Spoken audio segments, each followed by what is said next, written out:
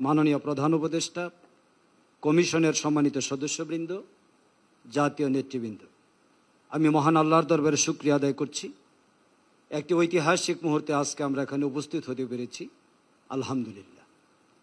জুলাই সনদ তৈরি করার ক্ষেত্রে ঐক্যমত্য কমিশন এবং বিভিন্ন রাজনৈতিক দল ঘন্টার পর ঘন্টা নয়, দিনের পর দিন এখানে আলোচনা করেছেন।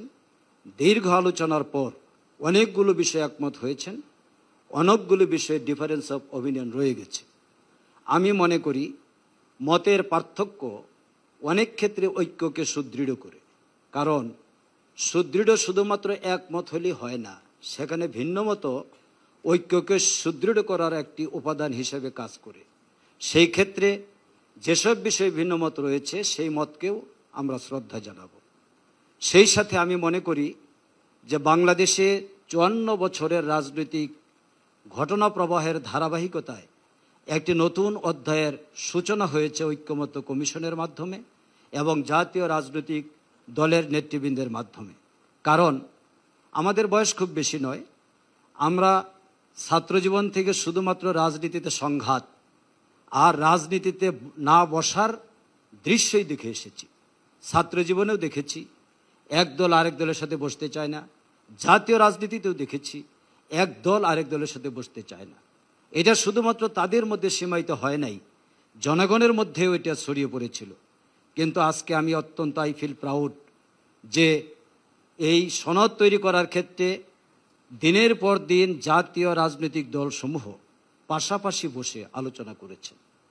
যারা আদর্শিকভাবে পরস্পরের প্রতি বিশ্বাস নেই তারাও একসাথে বসেছেন।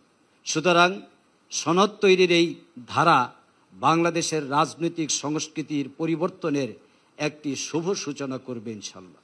এই জন্য এটিও একটি ঐতিহাসিক ঘটনা হিসেবে চিহ্নিত হয়ে থাকবে। আজকে বিস্তারিত আলোচনার কোনো অবকাশ নেই, কারণ আমরা অনেক পয়েন্টে একমত হয়েছি, অনেক পয়েন্টের নোট অফ ডিসিশন রয়েছে, সেগুলি জাতির সামনে উপস্থাপিত হয়ে গেছে। প্রতিদিন এখান থেকে বের হয়ে জাতীয় নেতৃবৃন্দ যে বক্তব্য রেখেছেন গোটা জাতি তা অবহিত। আগামী দিনে জাতি যার যে বক্তব্যের আলোকেই তাদের মত সামনে রেখেই তাদের রায় প্রদান করবেন। এখানে আমাদের হেসিটেশনের কোনো কারণ নেই, জনগণের কাছেই আমাদের ফিরে যেতে হবে। আজকে আমি বলবো যে জুলাই সনদ তৈরির ক্ষেত্রে যেসব পয়েন্টে একমত হয়েছি আমরা সেগুলো নিয়েই সনদে স্বাক্ষর করতে যাচ্ছি। এই সনদ স্বাক্ষরের পর আইনি ভিত্তি দেওয়ার জন্য যে গণভোটের কথা বলা হয়েছে, আমার দলের স্পষ্ট বক্তব্য আমরা ইতিপূর্বে পেশ করেছি। নির্বাচন কমিশনে আমাদের নেতা ডাক্তার আব্দুল্লাহ মোহাম্মদ তাহেরের নেতৃত্বেও আমরা গিয়েছিলাম, সেখানে আমরা আমাদের বক্তব্য দিয়ে এসেছি। গণভোট জাতির একটি ম্যান্ডেট পাওয়ার মাধ্যম, এই ম্যান্ডেট পাওয়ার মাধ্যমকে কোনো অবস্থাতেই বিলম্ব করার সুযোগ নেই। আমাদের বক্তব্য হচ্ছে নভেম্বরের মধ্যে গণভোট আয়োজন করে জুলাই সনদকে আইনি ভিত্তি দিয়ে এর ভিত্তিতে পরবর্তী কার্যক্রম পরিচালনা করতে হবে।